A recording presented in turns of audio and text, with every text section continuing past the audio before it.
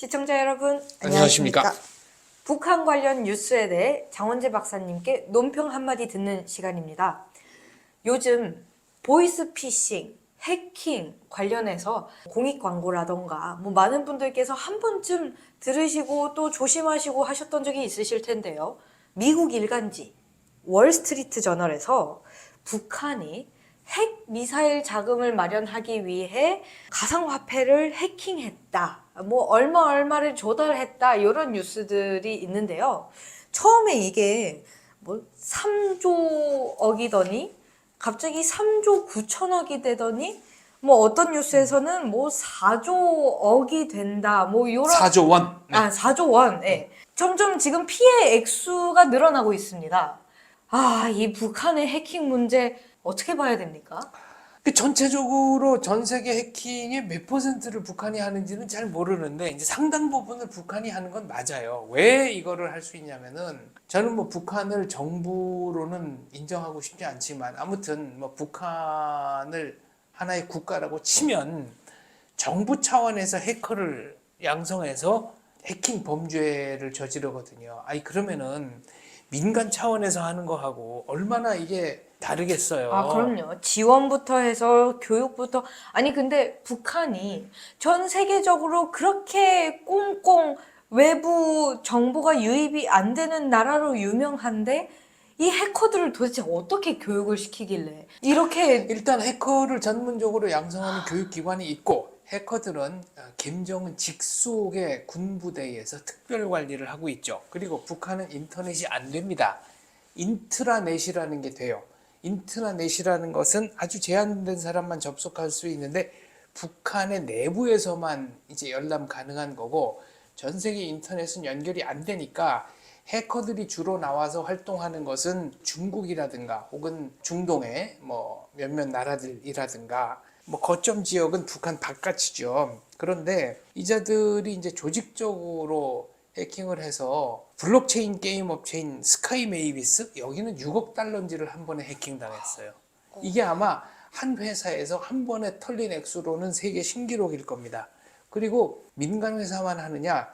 방글라데시 국립은행에서 8천억을 털어가지고 그때 이제 저희 베나TV 출연자인 유동열 박사님이 북한 해킹에 대해서 경고하는 책도 하나 냈었는데. 네, 맞아요. 그 베나TV에도 다뤄주셨습니다. 그래서 방글라데시 국립은행 관계자가 와가지고 북한은 부자 나라 부자은행 거를 해킹할 것이지 자기처럼 가난한 나라에 이런 데를 해킹하는 게 말이 되느냐라고 막 읍소를 했었는데 그만큼 이제 그 방화벽 보안 시스템이 다른 데에 비해서는 조금 헐거웠던 거죠. 그러니까 북한은 이른바 일단 그 침투를 한 다음에 백도어를 만들어 놓습니다. 그러니까 백도어를 만들어 놓으면 공개적으로는 이제 인증 절차 거치고 암호 넣고 이래서 들어가야 되는데 그냥 뒷문 열고 막 드나드는 거예요. 그래서 온갖 기밀을 다 빼가죠.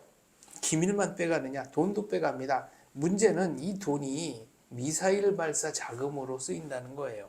왜 2023년 6월에도 ICBM이라고 밖에는 볼 수 없는 그 미사일을 발사했다가 실패하고 등등 그게 아마 비용이 한 3천억쯤 될 거예요. 그러니까 도대체 북한이 어디서 돈이 나나 했더니 다 거의 웬만하면 해킹으로 이렇게 돈을 번다고 해야 돼요? 뭐라고 해야 돼요? 해킹으로 버는 돈이 생각보다 많죠. 생각보다 많은데 이제 미국에서는 최근 들어서 아주 화가 많이 났어요. 화가 많이 난 이유 중에 가만둘 리가 없죠.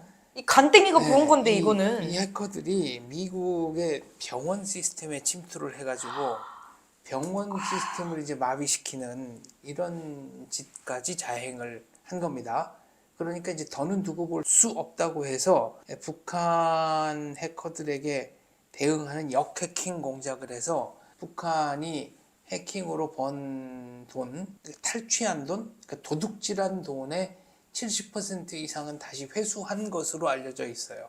그러니까 북한으로서는 거기까지 벌어놨다고 생각했는데 이걸 다시 뜯긴 거죠. 그런데 이게 북한이 하나 크게 지금 착각하고 있는 게 있습니다. 월드 와이드 웹, WWW 시스템이라는 게 미국에서 만들어진 거잖아요. 그렇죠. 그러면은 시스템 오퍼레이터, 관리자는 미국 사람일 겁니다. 그러면 www의 시스템 오퍼레이터는 마음만 먹으면 이메일 계좌라든가 www 상에서 왔다 갔다 한 거를 열어볼 수 있지 않을까요? 아무튼 북한 해커들은 굉장히 정밀하게 막 자금 분산도 하고 일로 보냈다가 절로 보냈다가 온갖 종류의 그 자금 세탁들을 했는데, 이 자금 세탁한 것들을 다 일일이 추적해서 지금 현재는 상당 부분 이제 회수를 한 걸로 알려져 있고요.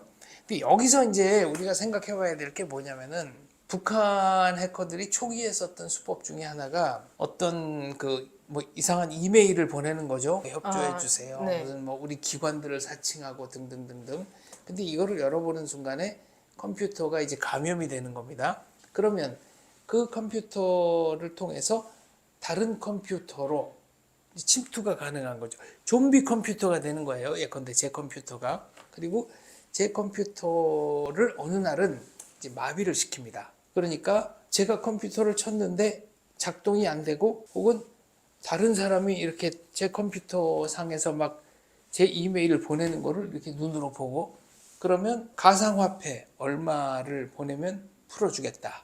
이런 식의 거래가 있는 협박도 거예요. 가능한 거죠. 협박도 가능한 네. 한 거죠. 근데 개인의 컴퓨터는 그렇다 치고, 만약에 이게 주요 기관의 전산망이라고 생각해 보세요. 실제로 북한이 농협의 전산망을 한번 마비시켰던 적이 있고, 청와대 홈페이지 해킹했던 적이 있어요. 물론 누가 했는지는 모르지만 그 어렵다는 북한 인트라넷 쪽으로 뚫고 들어가서 누가 노동신문 홈페이지를 마비시킨 적도 있긴 있는데, 그런데 청와대 홈페이지를 마비시키고 돈 얼마 주지 않으면 안 열어준다.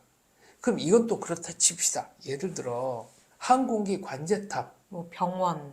그렇죠. 당장 이제 안전사고가 날 수 있는 게 무슨 저 한국철도, KTX, 뭐 공항, 관제탑, 관제사 이런 데 전산망을 마비시키고, 무슨 고속도로, 뭐 신호등 조작 이런 거를 해킹해서 마구마구 이상한 정보를 흘린다고 생각해 보세요. 그러면은 어떤 일이 벌어지겠어요? 그러니까 이런 범죄는 발본색원해야 됩니다. 이게 특히 참 간덩이가 부었다고 생각한 게 전 세계를 상대로 지금 이렇게 까불고 있는 거잖아요. 그렇죠. 예. 이거를 전 세계가 언제까지 눈 감아주고 가만히 놔두고 지켜볼 거라고 생각하는지. 그래서 미국이 FBI를 통해서 아예 북한 해커들을 지명 수배를 했어요. 그 중에 하나가 김혁인가 뭐 아주 되게 유명한 친구도 하나 되게- 있고, 그런 친구들은 벌써 중국을 통해서 이제 북한으로 도망간 걸로 알려져 있는데, 우리 국정원에서도 끊임없이 그 한국으로 향하는 온갖 그 해킹 시도 이런 것들을 다 막아내고 있는데, 관계자들에 따르면은 3, 4분에 한 번씩 아주 심각한 해킹 시도가 벌어진다고 합니다. 사실 그 모든 일들이 다 뉴스나 언론에 보도되지 않기 때문에 저희가 모를 뿐이지, 대한민국은 아직도 정전이 아닌 휴전 중이라는 것을, 그러니까 전쟁 중이라는 것을 저는 좀 다시 한번 실감하게 되더라고요. 이런 뉴스를 읽으면서. 그렇죠. 그래서 이제 최근에 나온 개념 중에 하나가 이제 초한전. 이게 중국에서 처음 나온 얘기인데, 초한전이라는 거는 한계를 극복해서 싸운다라는 거거든요. 과거에는 열전, 실제로 전쟁하는 것, 그 다음에 냉전, 이제 콜드워라는 개념이 있었다면, 지금은 전선이 무한대로 확대가 되는 겁니다. 예를 들면 온라인 상에서의 전쟁. 육해공을 벗어나는 거죠. 그렇죠. 그러니까 온라인 상에서의 전쟁이라 그러면 뭐 댓글 부대끼리 서로 치고받고 뭐 이 정도가 아니라, 물론 댓글 부대를 통한 여론 조작도 이것도 상당한 논란의 여지가 있고 문제가 됩니다만, 이런 해킹을 통한 재산의 탈취, 여러분 지갑에서 어느 순간에 돈이 그냥 몇 천만 원, 몇억 원씩 없어진다고 생각해 보세요. 이거 견딜 수 있습니까? 그리고 다른 주요 기관의 전산망에 잠입해서 사회 혼란을 야기한다든가 뭐 이런 식으로까지 전선이 확대가 되고 있는 거예요. 일상의 평화가 결코 당연한 것이 아니다. 마무리 말씀 부탁드립니다. 네, 그래서 정전, 휴전, 대한민국은 아직 뭐 법적으로는 전쟁을 하고 있는 나라나 마찬가지입니다. 개개인이 각오를 더 다지고 각성하는 길밖에는 방법이 없다라고 생각합니다. 네, 감사합니다. 감사합니다.